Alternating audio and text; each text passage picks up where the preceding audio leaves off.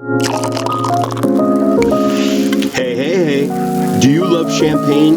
If you do, you gotta join me at the Wine Feed Durham on December 28th at 7 p.m.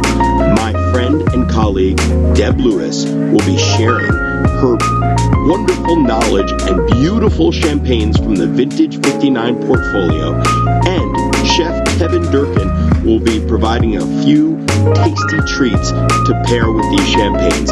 That's Tuesday, December 28th at 7 p.m. Google the Wine Feed Durham, look at their calendar and events page, and sign up. I'll see you there. Happy champagne times.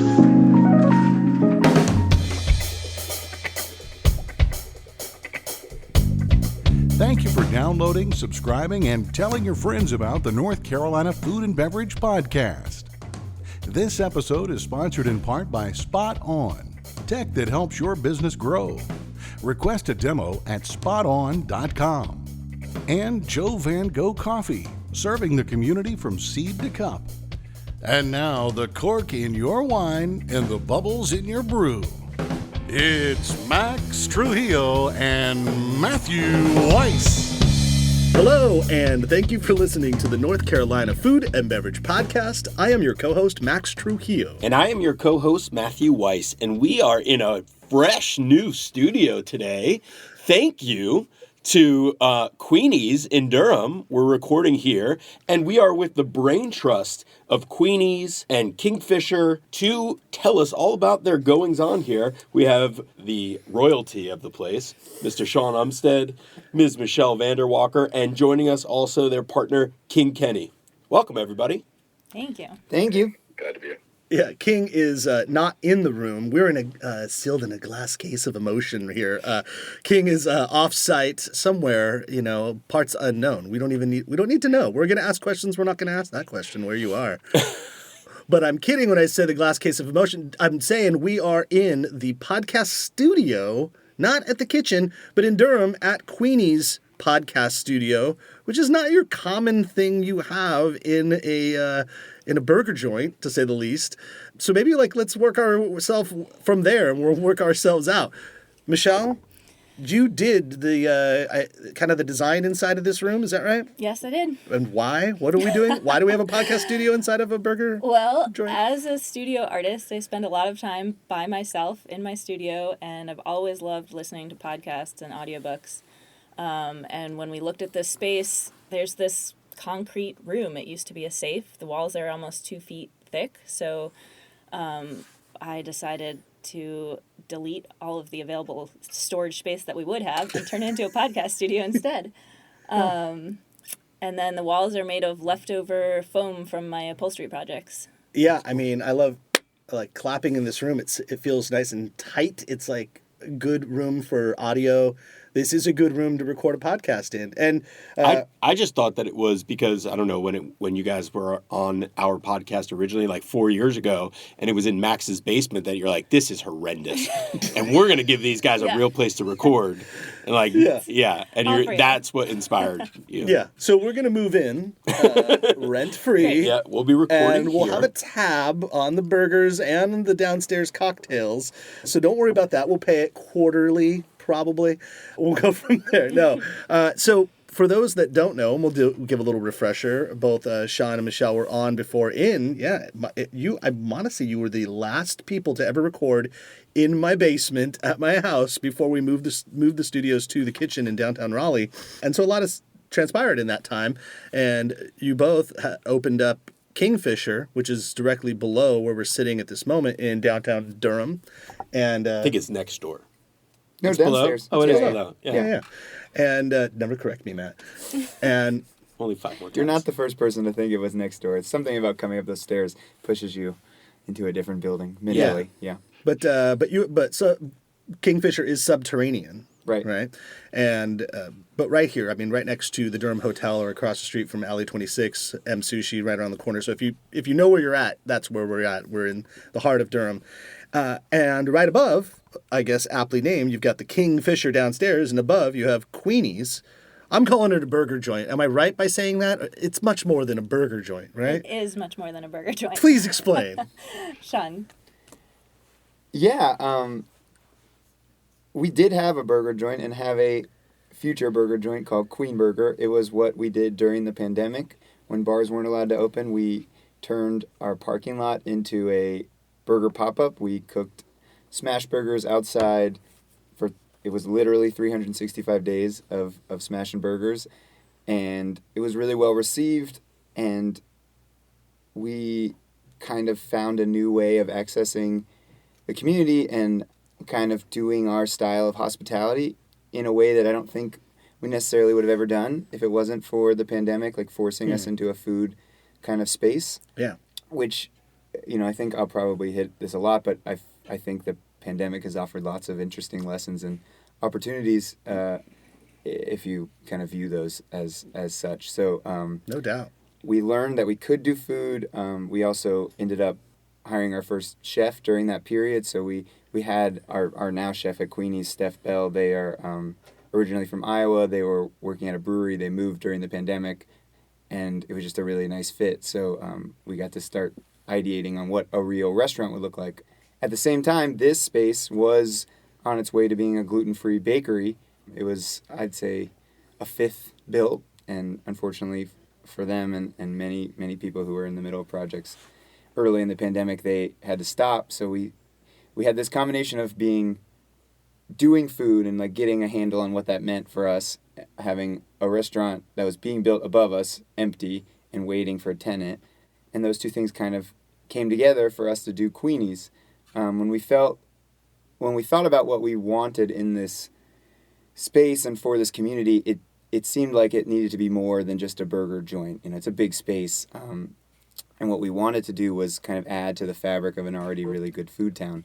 We didn't really want to make a stand on any particular type of cuisine or say, you know, here's our grand point of view on dining. We really wanted to make a point to be a community space. So I think that informs a lot of the choices we've made in terms of the food we do, the style of service, and like what we're hoping it becomes. You know, we're 3 weeks old now, so I don't know that we know exactly what it will be, but that's kind of the point. So the menu is chef-driven, like bar and grill food. So we've got pork chop sandwich, a couple big salads. We've got burgers and fried pickles and nachos and all kinds of food that is like easy to consume both mentally and physically. Maybe not that. I mean, physically easy to, yeah. But it's not. Maybe not digest. You put it in your mouth, you chew. Maybe not exactly the right word, but you know, it's not like a menu that super adventurous or super complicated, but it's all really thoughtfully done. We wanted to be at a price point that was a little bit different than what you find in a lot of downtown Durham restaurants. We wanted to be a place where people felt like they could come every day, you know, show up whether you're having a beer and a burger or you're going to get 5 things or whatever. Like, we just wanted to be a place that felt like somewhere you could just pop into whenever the mood struck. So, you know, that coupled with we are open late. We serve food, our full menu until 2 a.m. We're currently open 5 days a week, but pretty soon we'll be open 7 days a week. Wow. That makes you fairly unique in this market, right? Yes. Because late night's kind of gone the way of the dodo. Like late night might be more dead than fine dining in this like reimagined food culture that we're in, and I think that's so sad, shameful, humans, because late night is. I mean, it's weird. It's like, are we at that point where everyone's just like afraid or ashamed of going out, so they all want to pretend like they're not? So we close up early and we don't go out late? Is that, I mean, I know I'm getting older, so I don't really go out late anymore, but that's just me. The rest of the world didn't get, Oh, is not come on. 44. Even a 44-year-old Max Trujillo, if he was out partying, drinking in Durham, throwing back a couple of bourbons and beers, you would definitely be at Queeny's at 1:30 a.m. having some burgers. Oh, yeah, no doubt. But I think, like, we've all been trained as diners to be like, oh, it's 9:30, time to pack it up, time to call my Uber. Yeah. You know, and so I love that you're opening up, it's you and Taco Bell with that late third meal, you know? Us and Cosmic Cantina is what I've been told. Oh, yeah? Yeah, that's the go-to on 9th Street, certainly for late night stuff. Is it serve the purpose, though, also because then that allows, how does it work? Does it allow Kingfisher to be, like, open if the rules ever change? Like, oh, there's got to be food served because the bars weren't open. or at least bars that didn't sell food weren't allowed to be open during certain times. So does this kind of help? Or are they totally separate businesses? They're just separate businesses. It's really a reaction to the influx of people into Durham, especially during the pandemic. I mean, we constantly met people moving from Boston or New York or San Francisco or, major markets that I think have different expectations of food culture, specifically like how often, when you can eat. And, I think it's also an acknowledgement that if you work in the food industry and you walk around Durham, you start noticing that a lot of people walking around are also working in restaurants, and you just get to know them, and you kind of see the city in a different way. And a lot of people get off work in this town at 10, 11 o'clock, and these restaurants, you say they close, at pretty typical dinner hours, and they're hungry. And I can remember lots of nights Michelle and I would be here working, trying to get this space open, and then, lo and behold, it was 10:30, and nothing to eat. You better figure out how to cook, and if that's what you've been doing all day, and you sometimes you don't want to. So, we've been open for 3 weeks, and the reception's been really good. And at that late hour? Yeah, the weekends have been great. We chose also for our opening hours arbitrarily kind of adjacent days to most of Durham, so we're open Thursday through Mondays. That Sunday, Monday's also a time that's sort of not a completely dead period. Some restaurants are open, but I think the majority close. It's also a lot of industry people are off on those days, so you're serving them. Right. Yeah, I've noticed a lot of Tuesday closures in business, and it's I guess it's just as arbitrary as closing on a Monday or a Wednesday, but I've noticed that in downtown Raleigh, there's a lot of restaurants that are just closed Monday, Tuesday. Yeah. I'm like, oh, okay, sure, why not? I mean, I don't mind the idea of being closed 2 days out of the week, just as far as when we're talking about the balance of family life and just, regardless of family, just your own human life of not feeling like you need to be going 7 days a week. So that's kind of cool. Yeah, and Kingfisher, is open 5 days a week. We open Tuesday through Saturday.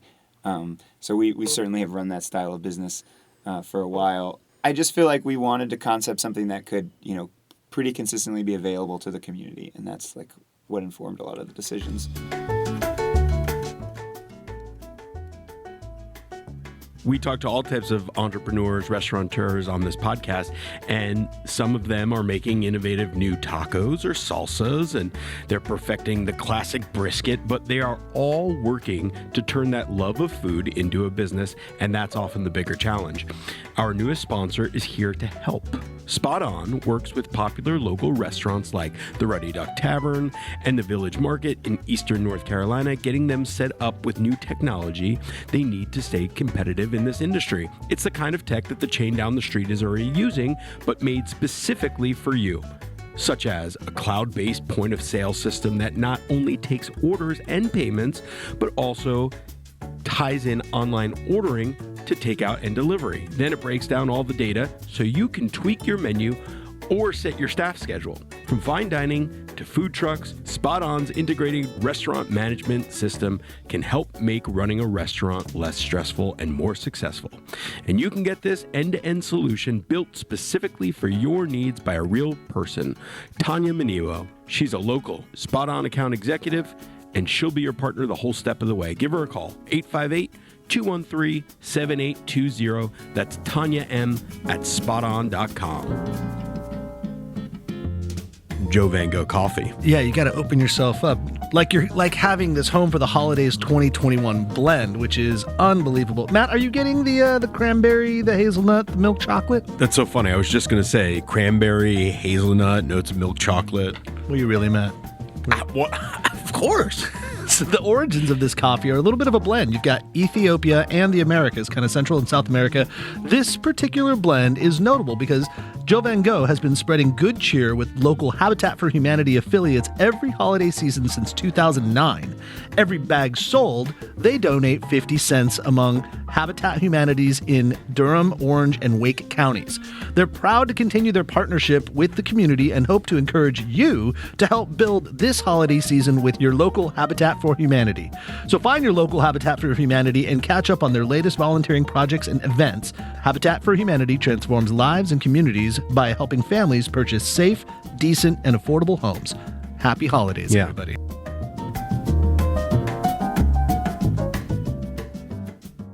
true that the genesis of Queen Burger was just you buying a flat top grill at Home Depot or something like that and cooking some burgers on it?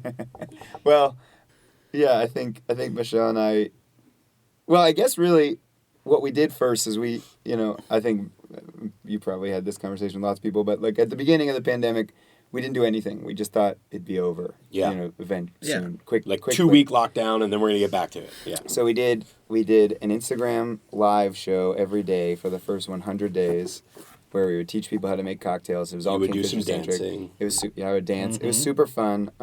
Good dancer, by the way. Thank you. We would engage. It was a really cool way to engage the community. And honestly, I don't know that any single thing has ever gotten more like thank yous that we've ever done. Not to toot our own horn. It was surprising, honestly. But we still get people that are like, oh, thank you so much. That was a great moment. And then I think Michelle and I, sometime near the end of that, realized that first of all, we were drinking at 4:30 every day cocktails, and that's not super healthy. But also we were like, okay, well, we have to do something for our business at this point, and we had exhausted the limited amount of resources that we had to compensate for our employees, because we were Kingfisher opened 7 or 8 months before the pandemic period, so we weren't an old business, and this was prior to any big influx of money. I think it's kind of close to the first PPP funding round, and and so we were talking through it, and I think I had always wanted to do burgers, and as a team, I think Michelle and I are really good at taking an idea or a simple concept and being able to really flesh it out, because Michelle can see a space. When we have trashy 500 square foot parking lot, Michelle can say, okay, I can put a mural here and we can do this, and and we're pretty good at bouncing ideas off of what if we buy AstroTurf, and then we're like, okay, where do we get AstroTurf from? And so let's talk about that. Let's talk about the look, the design. I think that's even kind of where King comes in as well too, right? Some of the visual and some of the aesthetic of the place. Is that fair to say, King? Michelle? I kind of deferred to, in a normal scenario, I would have, tried to take a lead, but I kind of deferred to Michelle, and this is as the brain trust. I think these two are brilliant in that way. I think they already had so much success running, those two businesses. For me, it was more, how do I evaluate the opportunities that are available in terms of this multi-concept, what does this space lend itself to? So it was really intriguing in terms of evaluating that distinctiveness that I think is underneath was being said, going to Glenwood Avenue, there was a very distinct personality in Franklin Street, but Durham's Main Street corridor, as it started to develop, and all these new transplants were coming to town. I'm part New Yorker, part Durhamite, so I empathize with what you want from a city, and then the differences with a town something like Durham. So as the foodie culture developed and we saw those needs, and Michelle kind of having this dynamism, it was this is the vision for this would be the name for this, and Sean kind of taking the lead on the food. For me, it was how do we build out these conversations and really start to lean into the distinctiveness of what Durham is and what those conversations want to be, and the folks that are accustomed to meeting and gathering and talking about the complaints. We'll just say folks at Durham like to really get into what's going on in their city and how it's changing and how they can contribute or keep certain things from happening, and really lean into things that should be happening. So we wanted to be that gathering space for those conversations, and really kind of this potluck narrative where people could do that over food and over drinks, and maybe have a book club meeting, and maybe record a podcast and shout us out, but also do some of this, have this discourse. So that, I think that's why I came in, was really try to facilitate that broader conversation as someone who had lived in Durham for a lot of years and had been a tastemaker of a different sort, but could kind of see that conversation taking place and taking form. Yeah. Tastemaker of a different sort. What were you doing before you met these guys? So I was at Duke University, kind of running the marketing. I'm a long-time marketer, so I was one of the first participants in the real estate development that kind of started that new wave at West Village. So downtown, the rehabilitation of the tobacco warehouses. I was there way back when there was nothing to do in Durham, and we were kind of bringing everybody downtown, and they were looking for things to do. So I was one of the folks that, I was on the real estate side, but I was also, creating jazz events and, big parties and fundraisers for nonprofits. So since early 2000s, that was kind of my foray into, okay, I'm from New York, but I went to high school and college in Durham. During high school, graduate, I also went to North Carolina Central University, worked at Duke University. So for me, like, the ties run pretty deep. My father, ran a church in East Durham. I lived in East Durham for a long time, and then he was in radio at 97.5 before I was in Raleigh. So I just have a different relationship with the city. I had understood and was hearing those conversations even as I moved back to New York, how folks, some people were aligned with the change and others wanted to make sure that Durham remained, like Durham's presence remained, as they started to feel like that was being lost. And I feel like Queenie's is a representation of like that in between, that middle ground where, there are different tastemakers who've come in. Kingfisher is brilliant. People love it.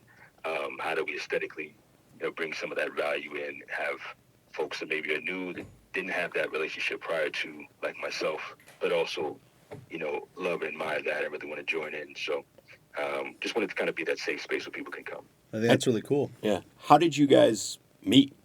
Well, me and Michelle were neighbors downtown Trinity Park area for a while, and I think she met me back when I was doing all the events that I referenced earlier, and then I kind of let Sean and Michelle's turn, different situation. I had left town and come back, and then they were together, and Kingfisher was in play, and I was really just kind of marveling at that and talking up this notion of me doing something. But yeah, I let them lean into like how they evolved. When we were talking about Kingfisher and getting it going, I even just think I was at a holiday party at your place. You have a whole ceramic, what is it called? You have a studio back there because you were making like did you make this coffee mug that I'm holding right now? And you make all these things. I know you did like the inlay of the bar at Kingfisher, and also talk to us about that, the visuals and the aesthetic of the design, because I know that's something that you hold near and dear to your heart. I do. I've always loved design, doing things myself. My grandmother was an artist and really gave me a lot of my design sense and my love for color. So when we started thinking about Queenie's, I started thinking about, how I wanted people to feel in here. And I really sort of leaned into a little bit of nostalgia. The whole front wall has some like brown and orange, and that came straight from a sheet set that my parents had back in the 80s. So I just kind of wanted to bring in a little bit of that nostalgia, and also a lot of the things in here are handmade. This whole podcast room, all the upholstery out there, there's a lot of material from the scrap exchange. I love reusing things or finding things. And I really wanted to put that care into it where people might not know that it's handmade, but I think they feel it, that there's a lot of attention to detail, and I didn't just go to like Crate and Barrel and buy a bunch of stuff. Yeah. It's all unique. Yeah. I mean, this mug is awesome. Like, it's cool. It's like, it's so old school. It definitely has like a 1974 vibe kind of to it, but there's a cool charm in that too. Right. So I wanted to add, as many details as I could in the space that are, like cool and a little bit interesting and a little bit handmade, where you might not know every detail, but you really feel like somebody probably put some thought into it. Yeah. So how does that work out then? Well, Sean, as you were mentioning, like kind of this like space, this community space, I have to give a shout out to a friend of the podcast. I dined there recently, and I gave him a note that I feel is what you're doing as well. And I'm speaking about Matthew Bettinger and Hank's Downtown Dive, am I saying this correctly? Yep. Felicia and the girls and I went just over the weekend. We went to see the Chinese lantern parade or just exhibit at the Kokobuth amphitheater, and then went over while we were in Cary to Hank's for dinner. The food is so amazing there, but the ambiance is just like on parallel with it. It's like you're cozy, you feel good while you're there, but then the food kind of blows you away with its simplicity, with just a little, like they take something very simple, they put it on its ear just to give it its uniqueness, if you will, and like we still are raving about the cauliflower they have there is unbelievable. Like, it truly is the best cauliflower I've ever had in my life, and I've now eaten it on both occasions, and it still was just as damn good the second time as it was the first time. But I like that they just provided us this like casual way of eating really comfortable but almost almost, dare I say, fine dining food. Like maybe not fine, but like there was a heightened level of attention to detail to the food, but still in such a comfortable way. And I told him that. I was like, man, this feels really good. Why are more places not doing this? But then cut to here I am at Queenie's to like talk about what we're doing here. And so I feel maybe that's kind of where we're at with the food culture, maybe. And I don't know if you could speak to that a little bit as far as kind of melding opening a brick and mortar to people to now come inside your place again and now sit down and enjoy and be there. Like, maybe just talk to us about that approach and how you came up with the vibe and the menu. Yeah, I think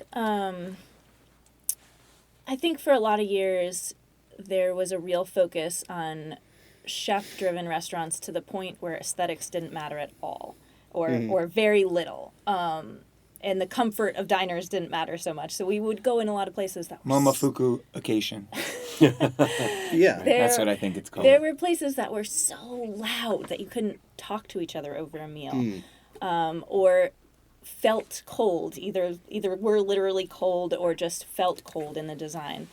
And so I really wanted to push back against that and make people feel really comfortable, like this is a space they want to hang out in, you know, and don't feel like they're here just to eat a meal and that's the only thing they're supposed to pay attention to and then get out. Yeah. I want people to just feel welcome. So you spoke about the holiday party at my house. I also used to do potlucks once a week and invite friends and friends of friends and their families. So it was a rotating crew of, you know, between 10 and 40 people would show up every Monday. Yeah. And just that feeling of welcoming people in, and they could come in whatever state they were in, have a meal, hang out, bring their kids, their parents, their friends, and not feel any pressure to, you know, come in and sit down and have a dining experience, which there absolutely is a place for that. But we just wanted to have a little bit more of a casual feeling here where, yeah, you can eat, but you're not coming here just to sit down and have a meal and get out. You can hang out. I had this like parallel discussion with a musician friend of mine way back in the day, and I've only recently come around to it. As a musician, I was always about learning the skill level of the instrument and like your chords and your scales and your, you know, modes and all the things that are technical to it, and almost to the point, to a fault, where I didn't care what instrument I was using. I'm like, it's not about the instrument, it's about the knowledge of the music. And my buddy was the opposite side. He's like, no, man, I need a Rickenbacker, I need a Wurlitzer organ, I need like certain things. And I go, why do you need all these like effect pedals? All that? He's like, because it's the sound. And in the end, all you're listening to is the sound of the music. It doesn't matter. It's not about the technique. It's about the sound. And so, like, in a way, in the end, it's about the flavor. It's about the taste of the food. It's not about like the technique that went in to do it. Now I've come around, but I think it took me a long time to, maybe at the time I needed to hone my skill level as a musician to now it's like I want. And whether my wife knows it or not, I'm getting myself this new Gretsch guitar and putting it under the tree because Santa's getting it, and it's going to be my new present to me because I played on it, and the sound is what's so magnificent about it. And so it's like, it is about the aesthetic. It is about the little things, those fine-tuned details that really separate you from the next business or person or whatever it is. It makes you have your own individuality, I guess, if that makes sense. I don't know. Well, I think from what you were first saying, it reminds me of what Paul Greco says. That Paul Greco was, you might remember him, he was a wine director at Gramercy Tavern in New York, and he's pretty well known as a sommelier and the king of Riesling kind of thing. But in many interviews, whenever he says, and he's a very like staunch guy and like very knowledgeable and like almost intimidating, but he says, at the end of the day, a wine has to have a certain amount of yumminess, you know, so you can take all the technical aspects and you didn't use sulfites, you farmed organically, whatever you did. At the end of the day, does the wine taste good? It tastes good, yeah. Yeah, is it yummy? And so I think that's what you're going about. Like the sound, like is at the end of the day, is the sound good? Is it pleasing to you? Yeah, because I don't need to know that the musician knows, that this is a Mixolydian scale and that he chose to do that one flatted fifth right there. Oh, that's a little weird. He decided, did he intentionally do that? The musician himself is probably like, oh, did I do that? No, I just thought that sounded cool and then did that. You know, that's like, that's Paul McCartney. If you're watching any of the documentary stuff, it's like, he's like, I don't know how to read music. I don't know any of that shit. I just know what sounds good. And then he just ended up making some of the most prolific music of all time. You know. And to bring it back to your guys' businesses, you guys know what looks good and what tastes good. So, what does that mean? Because you're opening up a third business.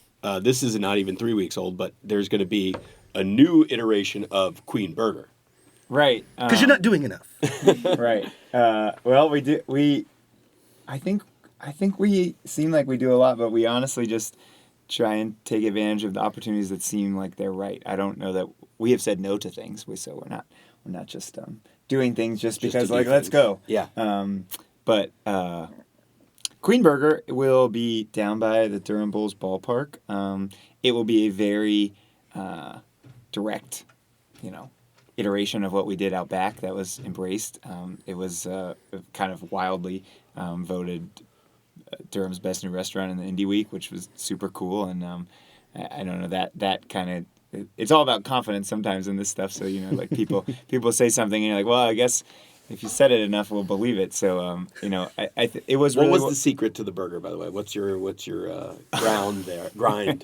The secret to the burger is that we didn't have any resources, so all we did was buy good products and make a super simple burger, which is like the secret to In-N-Out, probably. Yeah. So did you put mustard on the raw patty? That's the In-N-Out we didn't secret. go full In-N-Out. We made up our own burger, but it's basically was like, how do you make something when you don't employ any professional cooks? So how do we employ bartenders was one of the main premise. It's kind of like what Cardinal does with the hot dog, right? They're bartenders. Have you been to the Cardinal?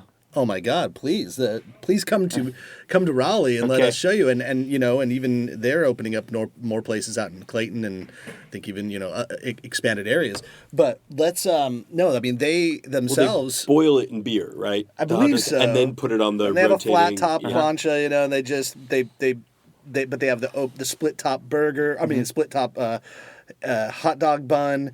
And they give you a little chit, like a little thing you can mark off all the ingredients you want, pick whatever. And so they're always different, always unique.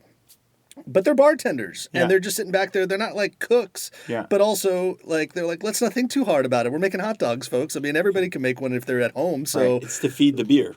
Yeah, and the really what we were trying to do is take a food that can be a system. All our bartenders are incredible cocktail bartenders. Really, we're super lucky that they work downstairs and they're incredible at what they do. But a lot of what bartending is, once you prep and you make the flavors and you know what the menu is going to look like and you're ready, is systems. Like how good can your system be and how efficient is it and how few steps do you have to take, et cetera, et cetera. And that's really what fast food restaurants are, to the nth degree. People make fun of the little salt and ketchup dispensers that McDonald's has, but if you took away the bad parts of McDonald's, their systems are good, right? And no doubt, they're built to do their a thing. efficiency is everything. There's nothing, So that's the approach we were taking to burgers, which is we're going to do the opposite. We're going to buy really good products. So every Thursday I drove to Baldwin Beef out in Yanceyville and picked up our beef fresh ground every week there, brought it back, grass-fed beef that's local to North Carolina. We smashed some white onions into it, which is like an Oklahoma style, but we sourced it basically by watching a lot of YouTube videos. Then we put Ashe County hoop cheddar on it, which is really young cheese, really young cheddar cheese, so it's not super mild, but it melts really well. And then we made a special sauce that was pretty much a classic special sauce. All we did was instead of adding ketchup, we browned some tomato paste or, cooked down a little tomato paste and turned that in with Dijon mustard and Duke's mayo and then slapped that burger with some good pickles that a buddy of ours at Joel Schroeder, who used to work for us of course, at Joel's Old North Meats. Great dude. And he made us pickles and, we threw it on a Martin's potato roll. And so all the ingredients were good. And a smash burger is like a system and 3 people could do it. And, it was a thing that felt really good and natural. And then Steph came along and helped us kind of build out some more thoughts to it. Michelle, who's Steph? Steph is the chef. Steph is our chef here. Right. Who was our? You said Stephanie Bell, is that right? Yeah, Steph Bell. Yeah, Steph Bell, not Stefania Bell from ESPN. Right, Which I would right. like to talk to actually because I need some help in my fantasy playoffs this week. There That's a whole other conversation. So we did that, and then Michelle, as she said about her color palette from her parents' sheet set, she also just sort of mentally remembered the generalities of a veggie burger she used to make at her very first restaurant she ever worked at. So she came up with like our veggie burger recipe and patty. So those were like our two things, and they were super well received. Yeah, that's cool. That's And really so where it came from. that's going to be the recipe for Queen Burger going forward. Queen and Burger. so is there going to be, is that come in, get your burger and go, or is there going to be like a little beer, beer with your burger? So this is the inside baseball portion of this thing. I think Lean in. For anyone who's considering opening a restaurant, I would heavily advise you to lean on your bar program. I think people should make that as big a part of your business as possible. It's a much more, when you're working with a bunch of products that are shelf stable for the most part, and have you been to Lexington, North Carolina, by the way? to eat barbecue. Yes. I have. Okay. They would throw you out of the county for saying that. Oh. So. Well, We if you asked can't every do single it- one of the guys that works in the barbecue, like, would you sell beer? Would you sell, liquor or whatever? They're like, nope, because it's like an old school, There's like, one barbecue joint that's grandma now wouldn't selling approve beer. it. Oh, that's like, this fair. is like, we don't do that. We sell sweet tea. Well, let me put That's a little No, star then. If No, you're in but Raleigh, I Durham, completely agree with you, and I can't imagine if you're opening that kind of business. Yeah. Also, you look at the food cost versus liquor cost. Exactly. That's where you And can the make your money. stability, And and for us, when we think about being open till 2 a.m., right?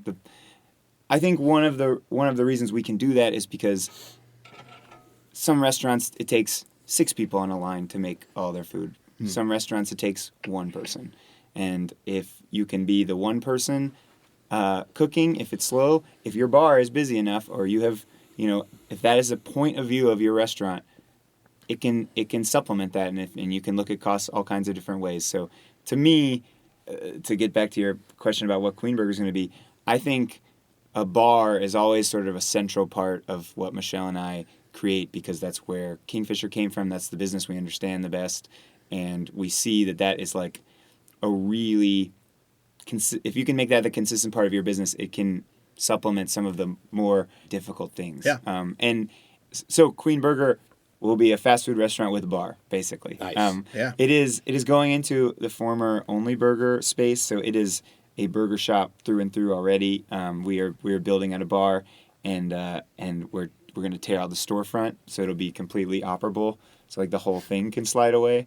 So when you're walking to the ball game, you can kind of feel like you're almost on a concourse already. Nice. Because it's Grab right your down the burger and left walk field. into the stadium. You probably can. Yeah. They probably let you. I don't know. I But, do have I have a dream that maybe we'll all come together on this dream and we'll make this happen someday with a Queen Burger.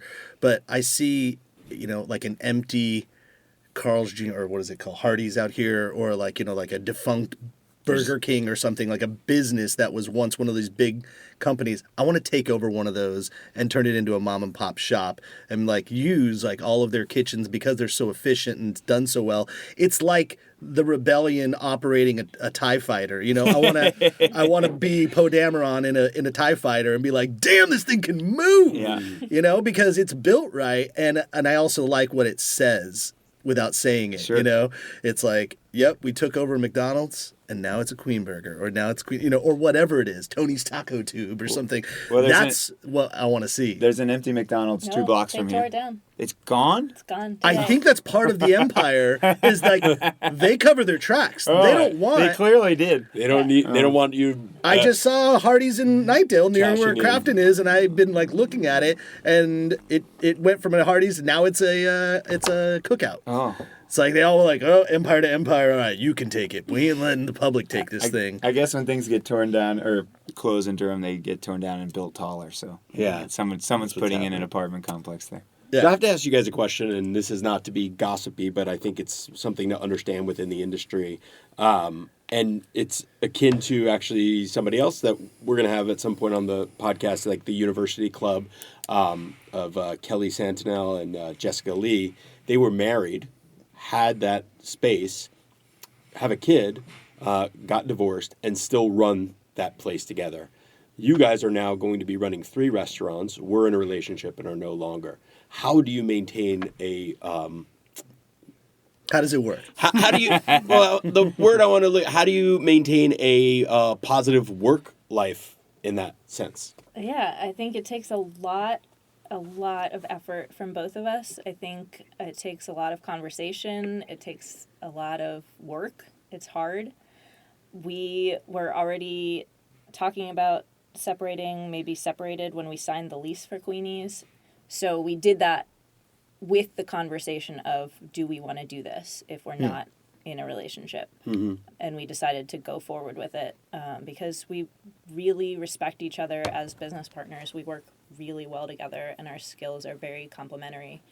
So we both saw the value in continuing to do that regardless of what our relationship was or is. That's By really the way, impressive. so listeners, so Matt doesn't come off like a total asshole. We did ask these two if we could mention this before we just got on the podcast, and it was a conversation. So Either way, we I were just just come off like a total asshole. yeah. It's fine. But yeah, so this is a tough business, and of course, like we literally just recorded a podcast yesterday with Matthew Register and Rodolfo Sandoval about the quality of life. It was specifically focused on work-life balance and how you do things together, and it's what we came down to in the very end was it's really fucking hard. And you have to trust a lot of your staff and then implore people to give responsibility as much as possible to others and not be the hero at the end of the day and try to do everything. And as much as you can diversify your business and your responsibilities and all that is the keys to those things. But then also, we're all, in relationships and not in whatever. And it's you got to manage there are very high highs and very, very low lows in these situations. So I applaud you for being able to be adults about it because I think you both know, and maybe you should say this more than I would, but you have something here with the businesses. And so the old term, you don't want to throw the baby out with the bathwater because one part of this relationship isn't exactly how you maybe initially wanted it to be. But the other half of it, your business relationship, is doing well. So maybe care to speak to that? Well, sure. Too personal? No, it's fine. Matt said, "Stay positive." I would say, just to be real, it's not. There's lots of times where it's not positive. There's lots of, arguments that start off as, conversations about something at work that inevitably get tied into your personal relationship, and that's super hard. I wouldn't wish that on most business relationships, but because Michelle and I do have mutual respect for each other, and we do think we do things better together than not, professionally especially. I think we work through those things. But it's not like there's some switch that you can turn off and you're like, well, now we're just coworkers and this has no background, and we're gonna see each other from 9 to 5, and then we're gonna part ways and see each other again at the Christmas party or something. Yeah. So there's no special sauce. It's right. difficult. Then no. You just decide you're going to do something and you do it. And I actually think that's always been one of Michelle's greatest strengths is there's a lot of things here, when she talks about creating a space that are unreasonable to do. She made this whole bar top, right? She does that. She's made both bars, but this one was poor. It's like 3 tons of concrete that she just decided, I'm going to figure out how to do this. And, I am not that person. I am a person who figures out how to do things, but I am much more of a how do I get it done kind of person. Now, Michelle, what if Sean's greatest strength? Yeah, now we're in therapy. She knows them, and I'm sure she can speak to them. But basically that we have decided to do something, and you just sort of make that commitment again the next day and the next day, whether it sucked or whether it was great or whether it was somewhere in between, and it's always on that spectrum. And I think when we think about what we want in business, we think about what we want for the community. We think about how we want our staffs to be happy, the people who work here. I think we try and make choices that are not so much like Michelle and I centered at this point.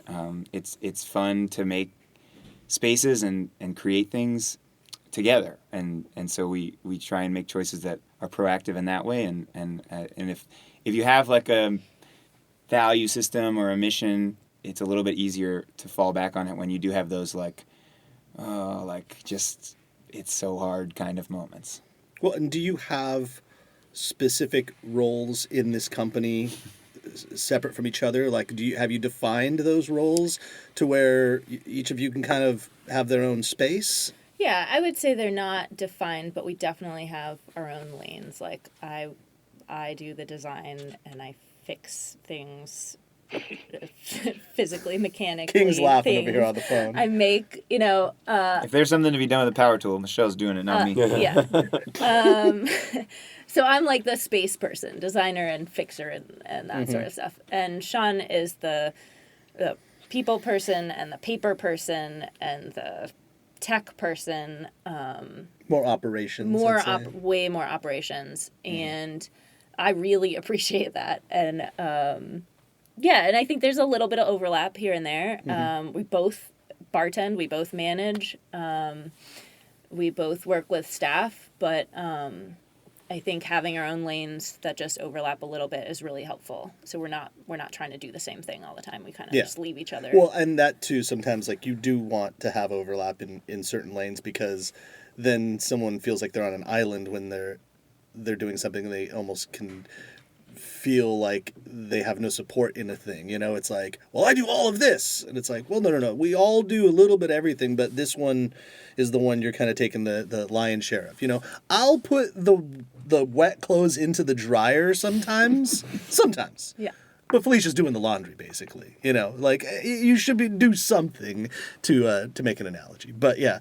So, okay. So, and King, this has got to have been kind of a unique environment as well, because you guys have known each other. So like working now as like a 3-person ownership, any thoughts from your perspective and how it is to kind of like run the businesses together as all 3 of you?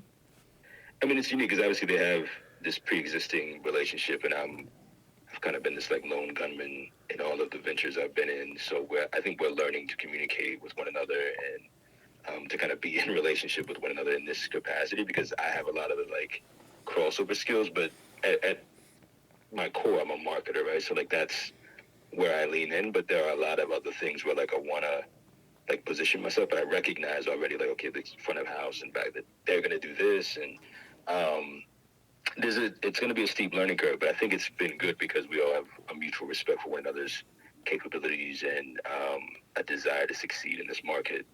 I think just like I genuinely respect their brilliance, not based on like prior success, but just like conversations we would have about, what does this mean and the value proposition, more so than just like, hey, we all know that we have to sell alcohol more than food, right? Like we get the calculus behind it, right? But like we also understand what this would mean for this city, and that it's a very distinct opportunity that we want to take advantage of. So yeah, being in a relationship with one another and learning to communicate, and me kind of being long distance in and out. I've got some family there, but I'm not in town doing the things that they're doing. And I always am appreciative for their, allowing me to do that. But, I'm trying to position myself where I'm there more often to do some of the things that they're doing. So we'll get there. Well, I love this. I mean, thank you for your honesty, your openness. Like, it's never as pretty as people think it is from the outside looking in, but it also doesn't have to be as broken and dirty as like one might perceive, because then if you hear all these things, then you might think like, oh, what's this? What's that? It's like, nah, well, they kind of just let them go back to the laundry thing. They put their laundry out on the clothesline and you can kind of see it. But it seems like you've done a good job of understanding who you are, where you're at, and what the steps are to continue the business. And yeah, you have something good here. You guys, this sounds stupid, but you seem like you're friends. So that's important. I mean, Matt and I bitch at each other all the fucking time. Yeah. And I said to somebody recently, I'm like, I have 2 wives. And then I said on the podcast the other day, I said it on the Wine Club podcast. I was a guest on somebody else's show, and both the 2 hosts are female, and each of them have had a baby or about to have a baby all within the same year. And I said, oh yeah, Matt and I don't have that problem, but if I was going to have a baby with a man, it would be Matt. Mm-hmm. It's like we're like brothers at this point, but at that same point we're at each other's throats. Yeah. I have to use my I statements and my feeling statements. Well, thank you for letting us barge into your podcast studio and this letting might us be our technically best sounding podcast ever. Yeah, how dare you? Y'all are See, there we go again. You don't respect my audio engineering, Matt. Y'all are welcome anytime. To speak to the podcast studio, just before whatever. The podcast studio is free. Anyone can use it. Very shortly, or maybe when this podcast comes out, I don't know. You'll be able to sign up on like a little sign up genius thing on our website. Oh, cool. There are no prerequisites. You know, we're sitting here. There are microphones. There are headphones. There's a computer. Look, we really wanted to tear down any barriers to trying this out. You know, people have wonderful stories to share. I think the way that podcasts have sort of exploded really speaks to that, and it's as much about the individual and the thing and how passionate they are about what they're talking about to whether these things are good or not. And I think everybody's got a passion. So if you're interested in trying to talk about it, this is just a space for you to give it a go. Yeah, and I'll echo that same point. Like, I do know a decent amount about audio engineering and all, and I couldn't figure out how to connect into your system because everybody's system's different. But don't let that be a deterrent for anyone that wants to come in here, because simply put, you're in a nice room, and you could, what I did is I just brought my own personal handheld recorder, and we were recording in here, and the sound is pretty nice. You could literally just use an iPhone in the center of a room and record. I mean, that's what Doug Benson did on I Love Movies for like 4 years before he figured out how to do it for real. So don't let that be a barrier to entry. The idea is that this is a nice, solid, quiet room that you can have a great conversation with, and then when you walk out, you can eat some delicious food. You So, get your burger and your beer and being good to go. yeah. Yeah. Well, again, thanks for having us and sharing your story. Always great to see you guys. So for everybody out there, check out Kingfisher. Come to Queeny's. When Queen Burger's open, you'll definitely want to go there. You'll not only eat and drink, but you'll talk, read, podcast very merrily. Thank you, guys. Thank you. Thanks for listening to the NC F&B podcast. And if you've stuck with us this long, review us on iTunes, and remember, 5 stars are encouraged. Proof Alcohol Ice Cream. We pour art and science into every bite. An artisan ice cream company from Columbia, South Carolina. Proof is changing the way people think about dessert. Triangle Wine Company, locally owned and operated. Triangle Wine Company is committed to creating the best shopping experience in fine wine and craft beer.